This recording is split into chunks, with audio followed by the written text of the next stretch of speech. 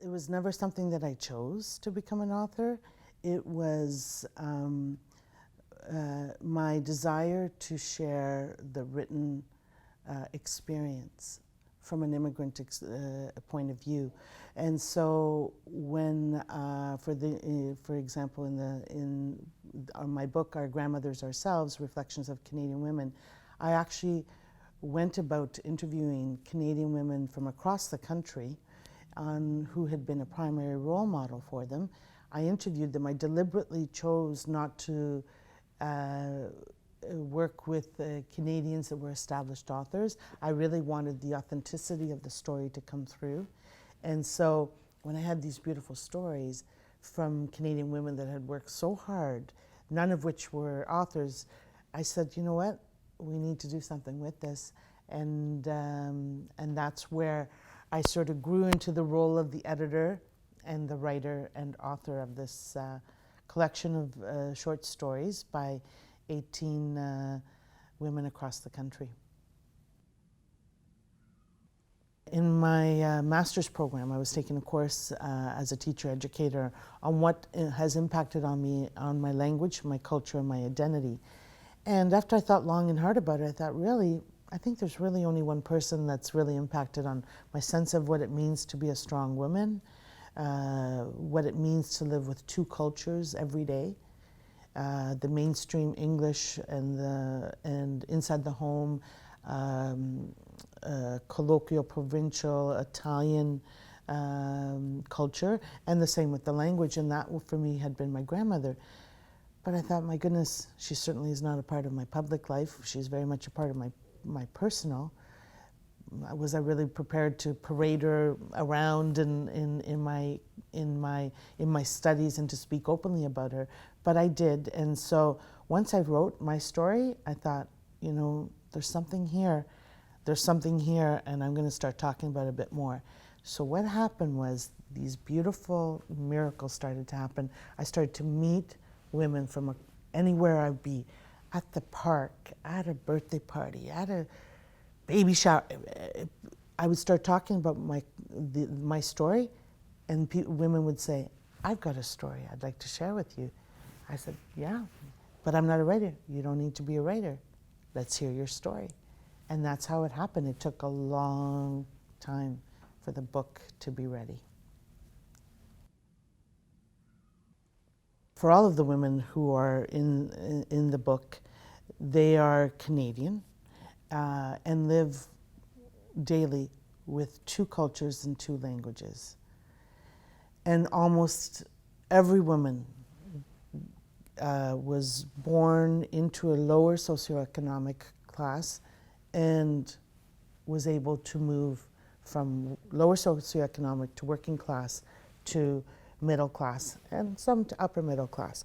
So I learned from these stories the ability in Canada to move up, in this case up, not everyone moves up, but in this case up the socioeconomic classes. I also learned that there is an incredible amount of feelings of they are uncomfortable, or initially for at least 1 to 2 decades of their lives, they feel uncomfortable living with two cultures and being at ease with it. So I learned about the bicultural. What does it mean to be bicultural? And I know in a place like Canada where we talk about biculturalism, bilingualism, we often think of the French-English dichotomy.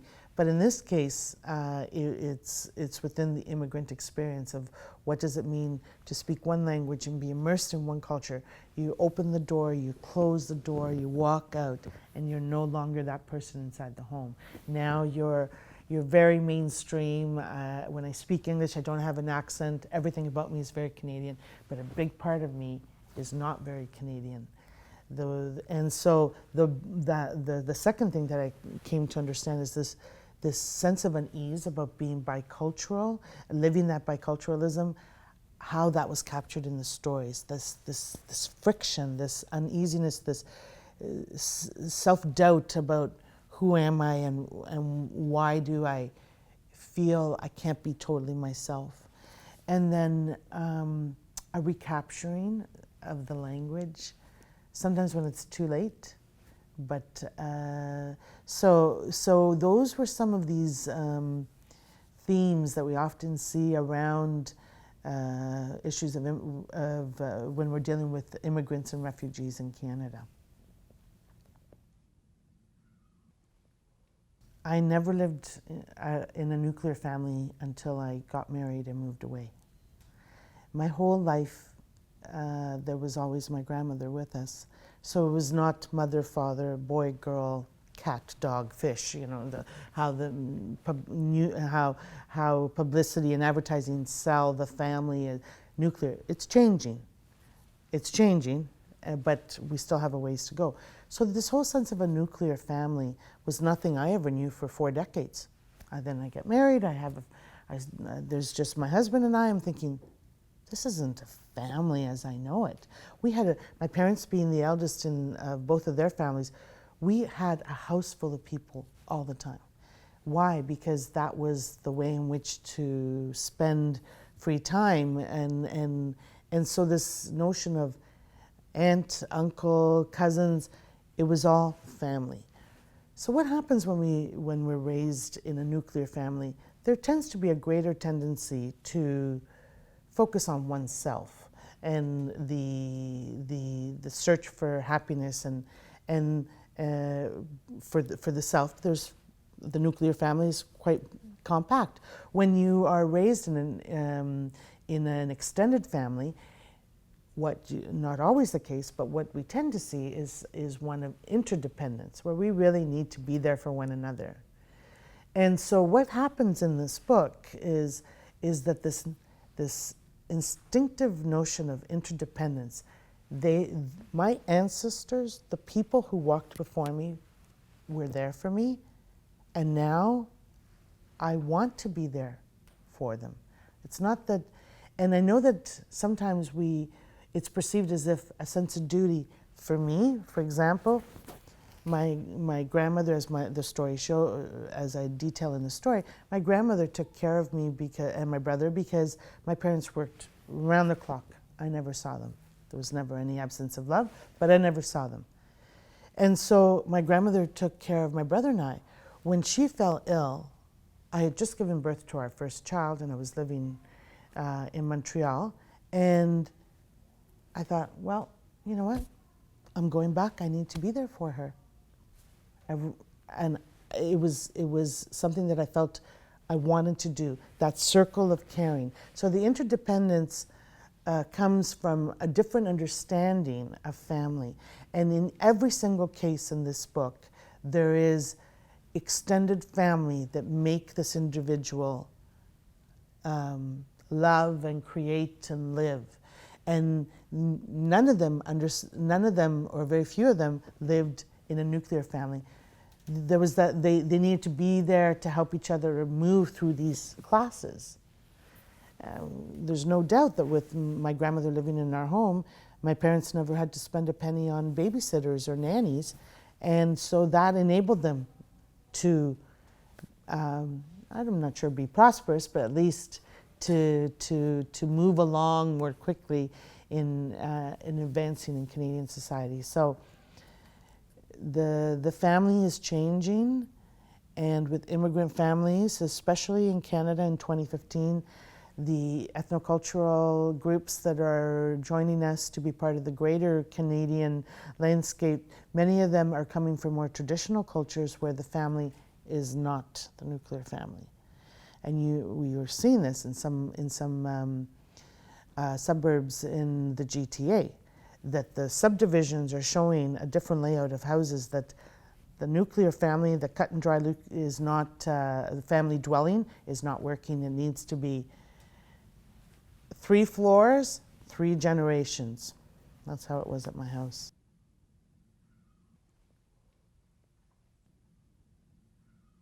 Well, they got their strength because they had very little food to eat most of the time. They experienced war firsthand, starvation firsthand.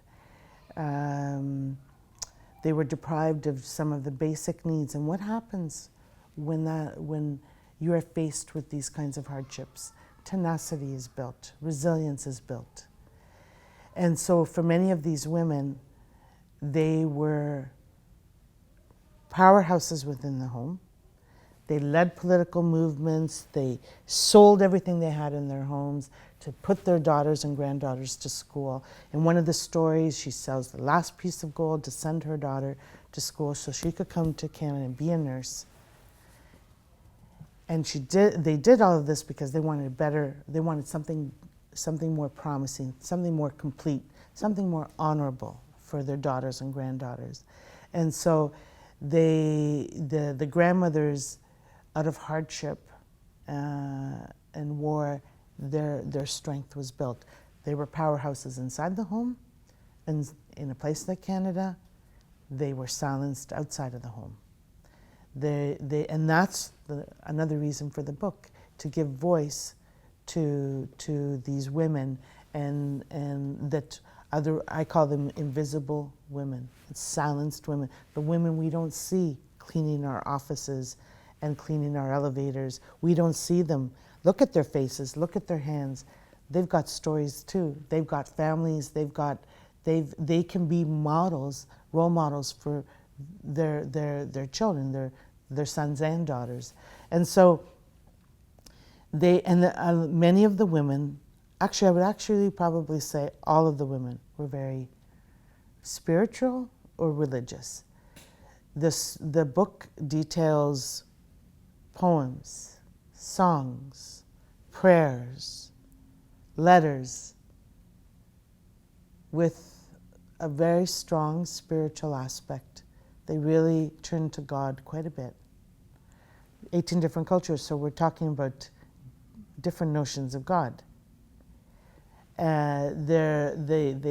had a strong attachment to God. They were religious and spiritual, and that gave them strength.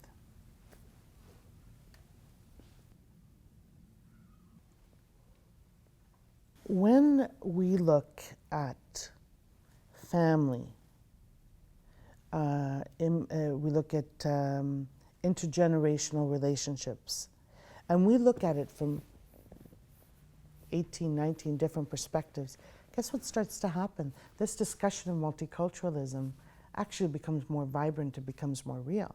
You start to look at these women's experiences of assimilation, integration, big themes in immigration in Canada. And in the multicultural discourse, by looking at it from different perspectives, what we do is we start to highlight, it becomes apparent what is the same. Now that's the lovely term that many people like to use. We need to focus on what's the same and not what divides us. And I always say to people, okay, give me examples of that. Tell me what you're talking about. Tell me where are you going with this? A book like this shows you in very real ways through the power of the story what is the same. The tenacity, the hard work, the sense of identity, this biculturalism that is actually comes from a position of strength and not of weakness. If we can feel comfortable speaking many languages and living with many cultures, I see Canada on the forefront of many opportunities. Rather than diminishing us, it provides us with an opportunity to actually grow with each of the individuals, each of the citizens, grow from a position of strength. And so multiculturalism for me is about, yes, it's about policy. Yes, it's about education curriculum. I'm an educator, but it is about continuing to make it real, to make those experiences real. What if I have a neighbor from the Philippines and another neighbor from Poland, and all we do is we say hello to each other, and we say, oh my goodness, Canada's so multicultural, aren't we the best? I always say to people, what exactly is happening there that there is that kind of multiculturalism? Where are we learning from one another? And you know when that learning is going to happen? Either in points of distress, and it bubbles up, and not always positive, or when you bring all these collective ideas together. An example would be the book. or my photo exhibit Legacies, which showcases 24 cultures and 24 women around some of these central themes, again, of silencing and invisibility of immigrants. And when you bring all those perspectives together, then you have a real discussion on real terms about real people regarding multiculturalism. As I said, it's not policy, it's not curriculum, it's not initiatives in the workplace, but what I'm attempting is one aspect of the lived experience and bringing it to the multicultural discourse. So, and I'm hoping with a book like this to have the courage to believe that when we choose Canada to be our home, that we are entitled to be first-class citizens, not second-class. Yeah, I think that, and I'm hoping that the stories would show that as well. Always, always. Most of the women in the book are not white, and or at least half of them are not white. All of them were poor, and 18 of the 19 had no education. So you can imagine where they were, and not all of them lived in Canada, to be fair. Some continued to live in the heritage country of the Canadian women, but many did settle in Canada. There are some examples in the book. There's an amazing example of one of these women taking a bus in Toronto, and some bullies essentially trying to put her in her place because she's not white. And I don't know what, she was already a very strong matriarch, but now she's being put to the test by these bullies, hassling her because she's not white. And she thought, you know what, I've had it. Maybe, I don't know where she got the strength. She let those guys, these young guys, have it. And she addressed them on their racial slurs in front of everybody before getting on the bus. And I remember reading this. I thought, yeah, I like this story. This is good. This is how we need to confront. Not always, but in certain incidences, this is where we need to go in confronting the racism. So I contacted the granddaughter. I said, okay, I love your story. Is this what happened? She said, Gina, this is what happened. I said, I know your grandmother. I have met her before. She seems quite mild-mannered. Yeah, but that day she had had it. She had had it continuously, being hassled for being from the certain ethno-racial group that she was from. So it does show up. It does show up. And the classification, according to the fact that they were women, they spoke English with an accent, and they had low education, that already put them out, on the periphery.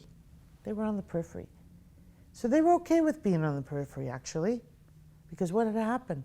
They could see, they had the vision to see that they were moving towards a goal, and that goal was working hard with their families to ensure they had a rightful place in Canada. So they were okay with being on the periphery. Not always, sometimes they spoke up, but more, whereas I'm not sure if that would be the case now. I think there might be some pushback, but in any event. And the stories cover about 100 years of immigration, from the late 1890s to the beginning of this, so about 100 years of immigration to Canada.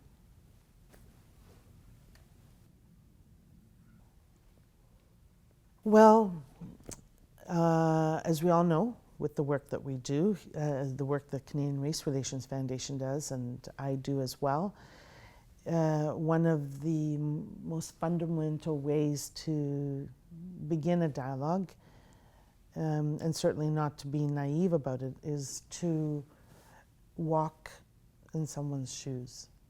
When we walk in someone's shoes, then we are able to empathize and have compassion, which is the cornerstone of a dialogue, or the beginning of a dialogue, the beginning of a shift in change. Not always and not for everyone, but there is the potential to have a shift in that kind of reduction of racism.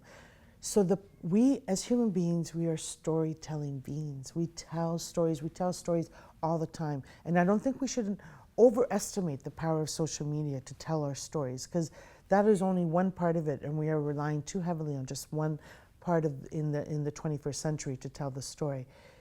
When we tell stories, we sort of immerse ourselves into that reality, try to imagine what it could be. And that's why I was so committed that the stories be by Canadian women that were not necessarily writers, because I wanted Canadians to say, yeah, they felt they needed to tell the story, and Gina allowed them to in the best way that they could. I need to say that the book is in its third printing, so it has gone on to experience a great deal of success, and I'm hoping for all the right reasons. I'm hoping because the authenticity is there, the uncomfortableness is there, the embarrassment is there of how Canadians treated one another, the new Canadians for many years, and post-war, pre-war, and up until a little while ago. So I'm hoping that all of these feelings make it all the right reasons that the book has gone on to do quite well. And because it gives a platform for marginalized people, immigrant women, many racial minority immigrant women, women that as soon as they open their mouths, they have an accent, so already they're put in their place. And so I'm hoping the book gives them gives these women's stories a platform. And when we read those stories, we enter, even for a few minutes, into their world. And when we walk in someone's shoes, it's one of the pillars, not everyone would agree, in diversity dialogue or anti-racism, but it is an important element to how do we walk? We can watch documentaries. We can have people in our home tell us stories, or I'm not sure about traveling, but one of the most effective is, of course, the power of storytelling. One of the most important things for many of the women in this book was that their daughters and granddaughters, or people in their family, accessed education. In many Western democracies, education is the stepping stone to the next stage, to the next level. Some Western democracies have totally botched it up.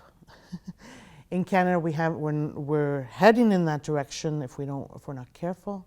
But one very strong Canadian value for me, not only as an educator, as a mother of 2 children, as a taxpayer, is a very strong public education system. That's something I believe in very strongly, and something that I will always be committed to. So for many of these women, that was a way for them to feel that they have been successful. So a public education system. I know we herald, the public health in Canada, the publicly funded health program. I know we herald the publicly funded health in Canada, which is also important. But for me and the work that I do, public education is extremely important. Yes, we need to question sometimes the curriculum, because in regimes that teach a certain curriculum, that is not an equitable education for all. So the curriculum needs to be looked at, but more importantly, public education and good government and good governance. I think that is also something that Canadians come to expect. Many of these people leave their lands of chaos, of injustice, of uncertainty, of poverty, of war, and they come to Canada and they are totally okay by following the rules. I think once they realize that the rules need to be followed, and what are those rules? So good governance, the law, respect for the law, respect for one another. So those are some of the values that come through in the book, and some of the values that I'm committed to as a Canadian woman. We live in a social democracy that is working. We live in a wealthy country that is working. It is our responsibility to continue to work making this country, yes, the wealth is important, but the social democracy is just as important, if not more important. So we need to work together. And what does that mean in very practical terms? For me, as a taxpayer, my accountant doesn't believe me when I say I'm actually okay with paying my taxes, because I think this country, with some of its flaws, overall is pretty good. So I am prepared, and I'm reminded of this every time we have family visiting from wherever. They come and they say, wow, like, this is pretty good. And I said, it is pretty good. And we need to continue to believe that it will continue to be good if we all participate, if we all feel that we can participate and we can belong. And when we feel that we belong, that goes back to my earlier point of second-rate citizenship. We're heading into some murky waters if we say, look at me, I'm pretty good, I'm Canadian, and you, I'm not so sure, you're second class. But we'd like you to belong, we'd like you to participate, we'd like you to pay your taxes, because the taxes makes us wealthy. So as a Canadian, participating in this social democracy, continuing to give back. I have 2 children that are a priority, but I also make it a priority somehow to give back through my volunteer work. I never, for 30 years, I've always done volunteer work. And it's my small way of trying to contribute, of trying to be part of this country and feel that proud of it. Because to only be a naysayer and complain is not really, no one should be listening to me.